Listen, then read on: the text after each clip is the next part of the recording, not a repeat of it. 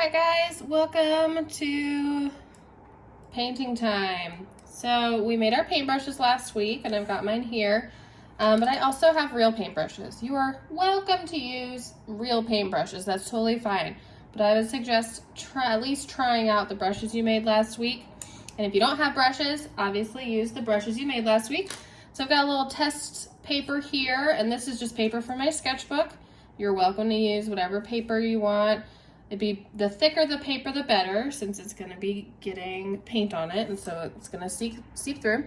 So over here I have some coffee and then some thinned out coffee. So you wanna find something that's dark.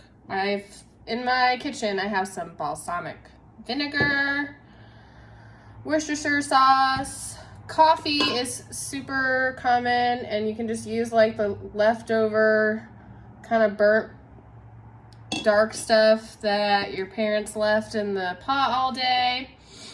You can also use instant coffee, that works really well. I found some cranberry juice. Again, if you have real paint, you can use real paint, that's fine. But the goal is to have one color that you can make lighter and darker using water. So over here I have my coffee. I'm going to try out my yarn brush, kind of see what that makes. Okay, so that makes some nice large areas, some cool texture there. I'm going to try out my hair paintbrush. Ooh. That's kind of nice. I can do some detail stuff with that. Okay. And I'm gonna try this guy also. See how that works. It's probably gonna be super loosey-goosey, thick and thin, that kind of thing. So it's gonna be a little bit harder to control if you are using your created brushes, but that's okay. Sponges are going to work really well. You can like get them super specific because people literally make paintbrushes out of sponges. Okay, so sponge will work really well. Once you've tried out your paintbrushes and figured out whether you want to use coffee or you can use Hershey's chocolate syrup, tea, you can make some really strong tea. Just black tea. And then I have a little landscape here. So you're going to be making a landscape. I picked up a photo right there of a place that my family likes to go. So I chose that as my inspiration, and I looked off a real photo. I want you guys to look at a real photo or go outside and look at real nature, because you're going to be creating a landscape and you have land all around you.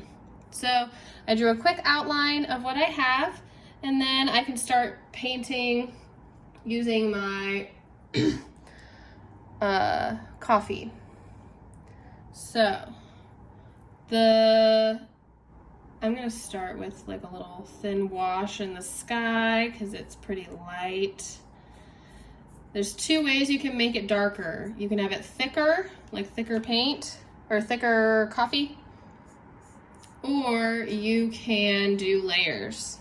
Layers work well to make things thicker. So I'm kind of going in and looking at my sky. My cloud area is a lot darker and I want some texture in there. So I'm gonna go thicker. I'm gonna put a little more balsamic over here in the corner to make a really dark color. So that's the darkest thing I have. And I can go in and use that in some of the darker areas. Yeah, that's nice and dark. So I'm just gonna take my time and paint this whole thing. I'm gonna go a little bit bigger brush.